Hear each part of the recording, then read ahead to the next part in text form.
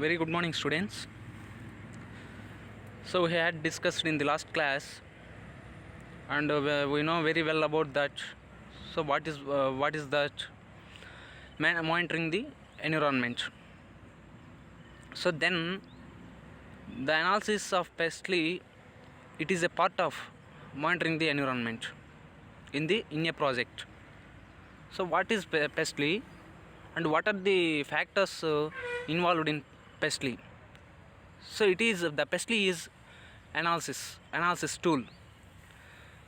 So before we have to discuss about it, what we know the introduction. The PESTLE stands for political, economical, social, technological, legal, and other environmental factors. So this is the PESTLE, the full form of PESTLE. So let us see, the PESTLE analysis is another tool that is used to monitor the business environment in which the project is to operate. So మనకి ఏదైతే ఒక business తీసుకు, for example will take business is best example. So business తీసుకున్నప్పుడు మనకి both side of the business there are two environments involved in the business. So one is internal environment and another one is external environment. So the internal environment can be discussed. So that can be discussed about what are the internal aspects and studied in the internal environment, and external environment can be studied. What are the external factors, external aspects, like external environments in the business. So outside the business, inside the business. So there are two environments.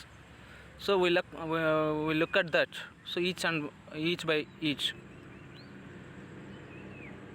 So the PESTLE analysis is another tool that is used to monitor the business environment in which the project is to operate. So మనం ఏదైతే ఒక బిజినెస్ని operate చేస్తున్నామంటే ఆ business function జరుగుతుంది అంటే మనకి we can monitor. So we can monitor the environment. So both inside and outside. So it gives a bird's eye view of the whole environment from the different angles, so that one wants to check and keep the track of while contemplating on a certain idea and plan. So మనకి ఈ యొక్క ఎన్విరాన్మెంట్స్లో మనకి various constraints ఉంటాయి, various problems are there. ఎందుకంటే it is a risky factors. So ఈ యొక్క risky ఫ్యాక్టర్స్లో మనకి several problems are involved in several problems are there. కాబట్టి we precaution them. So and also wants to check and keep a track, so while contemplating on certain idea and plan. So ఒక ఆలోచన పైన కానీ ఒక బిజినెస్కి సంబంధించినటువంటి ideas కానీ ఒక ప్లాన్ కానీ దానికి సంబంధించి మనకి చాలా it is very flexible and to check and to keep track of the operations and activities are happening in the venture. So the abbreviation stands for PESTLE analysis. So political, economic, social, technological, legal and environmental factors so that affects business environment. So ఇక్కడ వ్యాపారానికి సంబంధించినటువంటి పర్యావరణాన్ని ఏ విధంగా ప్రభావితం చేస్తుంది, ఏ విధంగా affect చేస్తుంది అనేది మనకి అనాలిసిస్ ద్వారా తెలుసుకున్నాం. The PESTLE analysis can be used for business planning, strategic planning, marketing planning, product development, organization planning, and specifically the project planning. So the PESTLE tool provides its users with the factors that need to be well researched and brainstormed before the initiating project. So ఈ యొక్క PESTLE analysis అనేది, ఈ యొక్క విశ్లేషణ అనేది మనకి దేంట్లో use అవుతుందంటే so it can be used for in business planning. So బిజినెస్కి సంబంధించినటువంటి ఏ ప్లానింగ్లో అయినా కానీ ఆ business behind the planning of business, ఎందుకంటే such objectives are there. The main objective is to earning profits and also to enhance the quality and quantity of the products and services. So ఈ విధంగా మనకి ఈ యొక్క business ప్లానింగ్లో main two criterias ఉంటాయి. So ఈ 2 క్రైటీరియాస్లో ఒకటేమంటే ఏదైతే which project is highly profitable, so that can be adaptable. Another one is to provide the quantity and quality of goods and services to the customers. So that is the main planning. అదేవిధంగా strategic planning. So strategic planning it is belongs to management. So how to manage the activities, how to manage the operations in certain areas of the project. Next marketing planning. So marketing planning అనేది కూడా చాలా important, ఎందుకంటే మార్కెటింగ్లో it is highly risk factor. So కాబట్టి మనకి మార్కెట్లో మన యొక్క ప్రోడక్ట్ కానీ సర్వీసెస్ కానీ డిమాండు ఎగ్జిస్టింగ్ ఆఫ్ డిమాండ్ అనేది ఉందా లేదని కూడా మనకి చెక్ చేసుకోవాలి. అదేవిధంగా ఇక్కడ each and every aspect which is belongs to market. So ఏ అంశం అయినా కానీ మార్కెట్కి సంబంధించినటువంటి ఇది అంశాలు కావచ్చు. సో సప్లై ఆఫ్ ప్రోడక్ట్స్ కావచ్చు, డిమాండ్ ఆఫ్ ప్రోడక్ట్స్ కావచ్చు, ఇన్ఫ్లేషన్ రేట్స్ కావచ్చు, ప్రైస్ కావచ్చు, అడ్వర్టైజ్మెంట్స్ కావచ్చు, ప్రమోషన్స్ కావచ్చు, అదేవిధంగా మార్కెట్ ఇంటర్మీడియట్స్ కావచ్చు. సో దీనికి సంబంధించినటువంటి సేల్స్ వాల్యూమ్స్ కావచ్చు, ఇవన్నీ సంబంధించి బిజినెస్ ప్లానింగ్ సంబంధించింది. Next product development. So product development అనేది కూడా చాలా ఇంపార్టెంట్, ఎందుకంటే మనకి వీ నో వెరీ వెల్, ఎందుకంటే the major models are come in the place of old products. ఎందుకంటే న్యూ ప్రోడక్ట్స్ అనేటివి డెవలప్ అవుతూనే ఉంటాయి. సో న్యూ ప్రోడక్ట్స్ మనం తీసుకొని వస్తూనే ఉంటాం in the place of old products. So new product development కానీ ఆర్గనైజేషనల్ ప్లానింగ్. సో ఆర్గనైజేషన్ స్ట్రక్చర్కి సంబంధించినటువంటి ప్లానింగ్ ఇది, ఎందుకంటే ఆర్గనైజేషన్ మేనేజ్మెంటు ఇక్కడ there are 3 levels. So 1 top level, medium level, low level. So organization స్ట్రక్చర్కి సంబంధించినటువంటి ప్లానింగ్. నెక్స్ట్ అదేవిధంగా specifically project planning. So throughout తీసుకుంటే మనకి ఆ యొక్క ప్రాజెక్ట్ సంబంధించినటువంటి planning is ultimate thing. So ఇది మనకి most priority will give to the project planning. So ఎందుకంటే it is better than all aspects. అన్నిటికంటే కూడా ప్రాజెక్ట్ ప్లానింగ్ అనేది is the most crucial thing. So కాబట్టి మనకి ప్రాజెక్ట్ ప్లానింగ్ అనేది చాలా important. The PESTLE tools provides its users with factors that needs to be well researched and brainstormed before initiating the project. So మనకి ఈ PESTLE analysis ద్వారా మనకి ఏం తెలుసుకుంటామంటే, దాన్ని తెలుసుకోవాల్సినటువంటి అవసరం ఏమంటే, we can study well researched and brainstormed factors. So before the initiating project. So brainstorming అంటే ఇక్కడ రీసెర్చ్ అంటే మనకి to study, so the study in particular thing. So ఒక దాన్ని మనం పర్టికులర్గా స్టడీ చేస్తూ ఉంటాం. So that is called well researched, like experiment and researched and brainstormed before the initiating project. So దానిపైన మేధో మదనం చేసి మనకి ఏదైతే which is if any idea, if any project is better than other, so we will suitable that. So let us see what is one by one political environment. So ఇక్కడ political ఆస్పెక్ట్స్లో political analysis తీసుకుంటే, every project gets affected by both internal politics and external politics. The internal politics like team jealousies, cohesive projects and personal internals occur in all projects. So and must be considered and managed by all stakeholders. So ఇక్కడ మనకి ఏ project తీసుకున్నా 2 ఉంటాయి, ఒకటి internal politics and external politics. So ఒక business తీసుకుంటే internal politics, external politics. The internal politics ఏముంటాయంటే team jealousies. So team jealousies అనేటివి ఎక్కువగా ఉంటాయి, ఎందుకంటే ఈగో ప్రాబ్లమ్స్ ఆర్ దేర్. ఎందుకంటే ఒక టీం బాగా వర్క్ చేస్తే ఇంకో టీం వర్క్ చేయకపోవచ్చు. So between the jealousies in such teams. So ఆ టీమ్ జెలసెస్ ఉన్నప్పుడు మనకి అక్కడ పాలిటిక్స్ అనేటివి ప్లే అవుతుంటాయి. Next cohesive projects.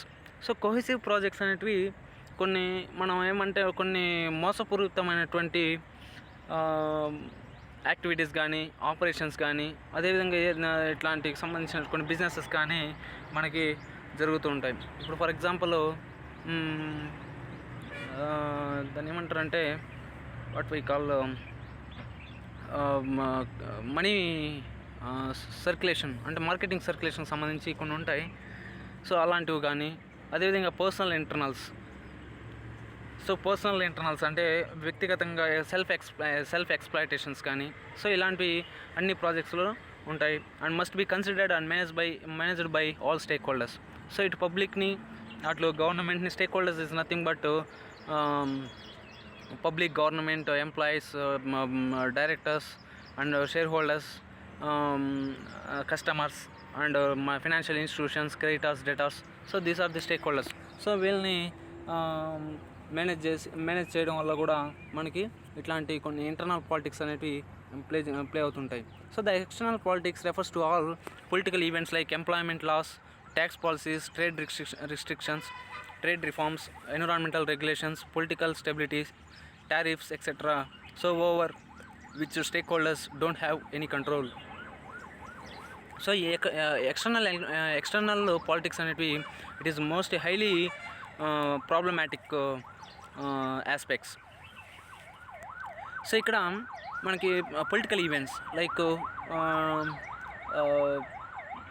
దాన్ని ఏమంటారు అంటే ప్రచారాలు కానీ, లేకపోతే పొలిటికల్ ప్లాట్ఫామ్స్ కానీ, like employment laws. So employment laws సంబంధించి ఇప్పుడు మనకి certain enactments are enacted by the parliament. So మనకి వాటి యొక్క ఇంప్లిమెంటేషన్లో కూడా మనకి పాలిటిక్స్ ప్లే అవుతుంటాయి. And tax policies. సో ఇప్పుడు ఫర్ ఎగ్జాంపుల్ మనకి డైరెక్ట్ ట్యాక్స్, ఇండైరెక్ట్ ట్యాక్సెస్ ఉంది. సో ఈ యొక్క ట్యాక్సేషన్ సిస్టంలో మనకి పాలసీస్ అనేవి, ఎందుకంటే పాలసీస్ అనేవి మన అప్ టు డేట్ అనేది ఎవ్రీ ఇయర్కి ఒకసారి మనం అప్ టు డేట్ చేస్తుంటాం. సో పాలసీస్ విషయంలో కూడా మనకి బిజినెస్కి సంబంధించి, ఇట్లాంటి ప్రాజెక్ట్స్ సంబంధించి వాటికి కూడా కొన్ని వేరియేషన్స్ ఉన్నాయి. అదేవిధంగా trade restrictions. So trade restrictions మనకి దీంట్లో కూడా చాలా ఎన్నో ఉన్నాయి. So for example will getting approval and granting license from the local bodies and register of companies act and trade reforms. So వర్తకానికి సంబంధించినటువంటి కొన్ని సంస్కరణలు అనేవి, రిఫార్మ్స్ అనేటివి తీసుకురావడం కానీ, అదే new trade reforms and environmental regulations. So environmental రెగ్యులేషన్స్కి సంబంధించి కూడా, ఎందుకంటే మనకి ఇప్పుడు ఫర్ ఎగ్జాంపుల్ పొల్యూషన్ బోర్డుకి సంబంధించినటువంటి ఇష్యూస్ కావచ్చు, లేక రెగ్యులేషన్స్ కావచ్చు. సో ఇలాంటివి environmental regulations and political stability. So political stability అనేది మనకి ఎందుకంటే the political environment is not stable, ఎందుకంటే ఇట్ ఈజ్ ఇన్స్టెబిలిటీ. సో ఎందుకంటే ఒక 5 years తర్వాత ఒక పార్టీ రూలింగ్లో రావడం, సో అనదర్ 5 years మళ్ళీ ఇంకో పార్టీలో రూలింగ్. సో ఈ విధంగా మనకి ఒక సర్టనిటీ అనేది ఉండదు కాబట్టి ఇట్ ఈస్ అన్సర్టనిటీ. సో మనకి ఫ్లక్చుయేషన్ అవుతూ ఉంటుంది కాబట్టి ఇలాంటివి. Next tariffs. సో టారిఫ్స్ కానీ, కస్టమ్స్ కానీ, ఎక్సైజ్ కానీ, సో ఇలాంటి ట్యాక్సేషన్ ఆస్పెక్ట్స్ కానీ, so which stakeholders don't have any control. So ఇక్కడ స్టేక్ హోల్డర్స్ అంటే వీఆర్ ది స్టేక్ హోల్డర్స్, ఎందుకంటే like consumers, customers, society and public, government, employees. So వీళ్ళంతా these are the stakeholders కాబట్టి, so వాళ్ళకి ఏ విధంగా అనేది, ఎందుకంటే don't have awareness on them and how to control and where to control, when to control and how to manage. So ఇవన్నీ దీనికి సంబంధించినటువంటి they don't have appropriate knowledge in their subjects. So కాబట్టి దీనివల్ల కూడా మనకి చాలా ప్రాబ్లమ్స్ అనేటివి create అవుతూ ఉంటాయి. సో దీని పట్ల మనకి కొంచెం అనలైజ్డ్గా, కొంచెం వెల్ కాషన్డ్గా ఉండాలి. Next another one, economic factors. So these factors takes into consideration all events so that affects internal and external economic environment. So ఇక్కడ ఒక బిజినెస్ తీసుకుంటే ఒక బిజినెస్ తీసుకుంటే దాంట్లో both internal and economic environment. So ఈ యొక్క రెండు ఎన్విరాన్మెంట్లో మనకి ఆ యొక్క ప్రాజెక్టు అఫెక్ట్స్ అయ్యానికి ఛాన్సెస్ అనేటివి ఎక్కువగా ఉంటాయి. So the internal of micro economic events. So ఇక్కడ ఏమంటే ఇంటర్నల్ అనేది it will indicates micro economic events so relate to project viability and internal soundness of the project. So ఇక్కడ ఇంటర్నల్ తీసుకుంటే internal economic ఫ్యాక్టర్స్లో ఎందుకంటే it is indicates micro level. So micro లెవెల్లో అక్కడ ఉన్నటువంటి management మధ్య ఉన్న మేనేజ్మెంట్ వైబిలిటీ కానీ, financial వైబిలిటీస్ కానీ, అదేవిధంగా ఫీజిబిలిటీ వైబిలిటీస్ కానీ, సో ఇలాంటి number of వైబిలిటీస్ are there. So involved in internal economic of the business organization. So ఉన్నప్పుడు దానివల్ల కూడా మనకి ఆ సిమిలారిటీస్ ఉంటాయి కాబట్టి మనం ఆ యొక్క బిజినెస్ అఫెక్ట్ అయ్యేకి ఛాన్సెస్ ఉంటాయి. Next internal soundness of the project. So it indicates the management. So ఇక్కడ మేనేజ్మెంటు బాగున్నప్పుడు ఆ యొక్క ఆర్గనైజేషను ఆ యొక్క వర్క్ కూడా చాలా వెల్ అండ్ గుడ్గా మూవ్ ఆన్ ఫంక్షనింగ్ అవుతుంటుంది. సో అదర్వైజ్ ఇన్సౌండ్నెస్గా ఉందనుకోండి ఏమవుతుంది, ఇట్స్ టోటల్లీ అఫెక్ట్ ఛాన్సెస్ ఉంటాయి. ఎందుకంటే clashes between the management at all levels. So lack of disciplinary actions. So ఇలాంటివి కొన్ని ఉంటాయి. సో అలా ఉండడం వల్ల కూడా మనకి ఆ యొక్క మేనేజ్మెంట్ సౌండ్నెస్ అనేది దెబ్బతినడానికి కూడా ఛాన్సెస్ ఉంటాయి. So the external or macro economic events so include inter states taxes, inter states economic growth, recession, inflation rate, exchange rate, unemployment, cost of living, working hours, financial availability etcetera. So external factors అనేటివి macro economic events అనేటివి ఎందుకంటే so these are the very dangerous to the organisations. ఎందుకంటే మనకి external తీసుకుంటే throughout the economic environment తీసుకుంటే lot of things are so much affected. So ఎక్కువగా affect అయ్యే chances ఉన్నప్పుడు ఆటోమేటిక్గా ఫామ్ కూడా అఫెక్ట్ అవుతుంది. సో కాబట్టి ఇక్కడ రెసిషన్ కానీ లైక్ ఆర్థిక మంద్యం కానీ, నెక్స్ట్ అదేవిధంగా ఎకనామిక్ గ్రోత్ కానీ, ఇన్ఫ్లేషన్ రేట్ కానీ, ద్రవ్యోల్బణం కానీ, next prices hike in prices కానీ, నెక్స్ట్ అదేవిధంగా exchange rates. So exchange rates means foreign currency exchange rates. Next unemployment. ఎందుకంటే అన్ఎంప్లాయ్మెంట్ అనేది చాలా డేంజర్ థింగ్. నెక్స్ట్ అదే cost of living. So cost of living ఎందుకంటే కాస్ట్ ఆఫ్ లివింగ్స్ అనేటివి మనకి it's depends on area. So urban ఏరియాస్లో అయితే ఒక కాస్ట్ ఉంటుంది, లివింగ్ ఆఫ్ కాస్ట్ ఉంటుంది. రూరల్ అయితే ఒక లివింగ్ ఆఫ్ కాస్ట్ ఉంటుంది. సో ఈ విధంగా మనకి డిఫరెంట్ సిమిలారిటీస్ అనేవి ఉన్నాయి కాబట్టి అవి next working hours and financial availability. So these are the economic factors. So ఇవన్నీ మనం we can analysed in economic aspects. So social aspects. So social ఫ్యాక్టర్స్లో the social factors are take in to consideration all events so that affects the market and community socially. So ఇక్కడ market and community ఎందుకంటే different community peoples are there living in the society. So కాబట్టి ఉన్నప్పుడు ఒక్కొక్క కమ్యూనిటీది ఒక్కొక్క customs కానీ. So these factors include culture expectations, norms means principles and customs, population dynamics, healthy consciousness and career altitudes, global warming. So ఇక్కడ మనకి such factors అనేటివి ఉంటాయి. And cultures. సో ఎందుకంటే మనకి రిలీజియన్స్ మధ్య అండ్ కల్చర్స్ డిఫరెంట్ రిలీజియన్స్కి different cultures ఉంటాయి. అంతేవిధంగా డిఫరెంట్ కస్టమ్స్ ఉంటాయి, ఫెస్టివల్స్ కానీ, లాంగ్వేజెస్ కానీ, కమ్యూనిటీ బిహేవియర్స్ కానీ, సొసైటీ బిహేవియర్స్ కానీ ఇవన్నీ మనకు ఉంటాయి. అదేవిధంగా norms means customs and principles and regulations.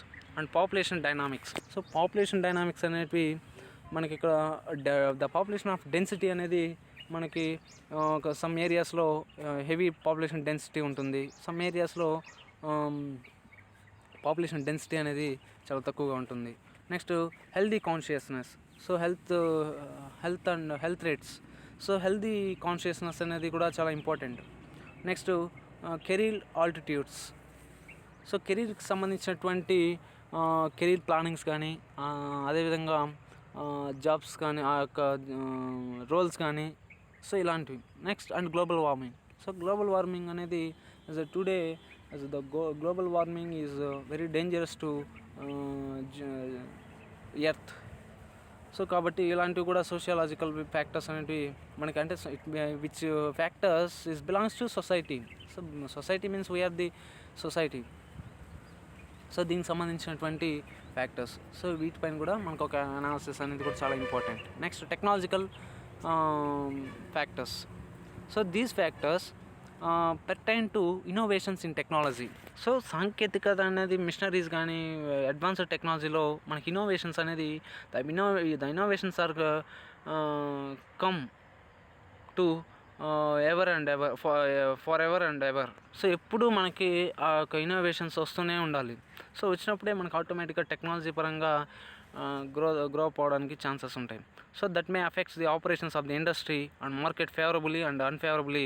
So this is refers to automation, research and development and the amount of technological awareness so that a market possess. So ఇక్కడ మనకి each and every ఆస్పెక్ట్స్లో technological factors అనేది కూడా చాలా important. ఇప్పుడు for example productions తీసుకోండి. So products తీసుకుంటే production process. So production process తీసుకుంటే ఇన్నోవేషన్స్ మనకి మిషనరీస్ అనేవి అడ్వాన్స్డ్ ఎక్విప్మెంట్తో మనకి మిషనరీస్ అనేది వస్తున్నాయి. సో ఇప్పుడు మా డిమాండ్ని బట్టి మన మార్కెట్లో ఉన్నటువంటి డిమాండ్ని బట్టి మనం ప్రొడ్యూస్ చేయాలి. సో ప్రొడ్యూస్ చేయాలంటే మనకి మిషనరీస్ ఎసెన్షియల్.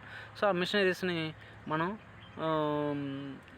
ఇంపోర్ట్ చేసుకోవడమో లేకపోతే మనమే మేకౌట్ చేసుకోవడం జరుగుతుంది.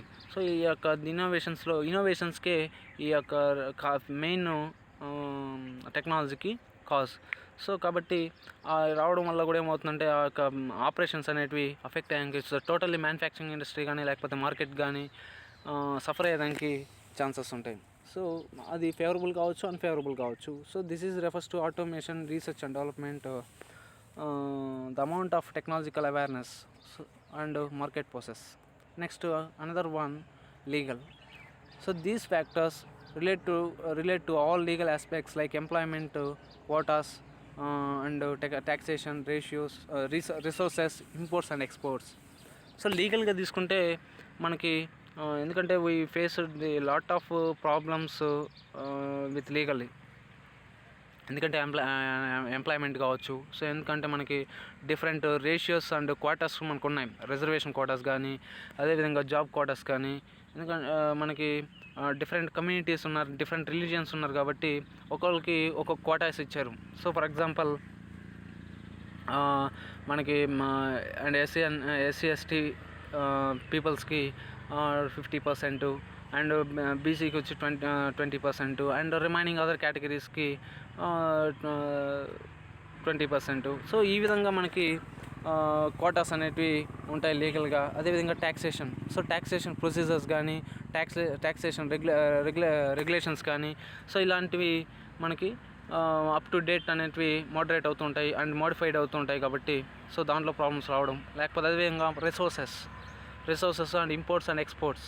So trade policies. సో ఇక్కడ ఇంపోర్ట్ అండ్ ఎక్స్పోర్ట్ పాలసీస్, ఇప్పుడు for example EXIM policies, import policies, EXIM policies. So ఇలాంటి పాలసీస్ రావడం వల్ల కూడా మనకి ఏమవుతుందంటే సో లీగల్గా we faced this certains constraints in various things. So మనం వేరే వాటిల్లో మనకి అక్కడ ఎదురయ్యేటువంటి సమస్యల వల్ల కూడా మనకి ఇక్కడ లీగల్గా కూడా ప్రాబ్లమాటిక్స్ క్రియేట్ అవుతుంటాయి. సో కాబట్టి దీన్ని కూడా మనం ఒక ఇన్డెప్త్ అనాలిసిస్ తోటి, ఒక అవేర్నెస్ తోటి మనం అనలైజ్ చేసి to take future course of decisions.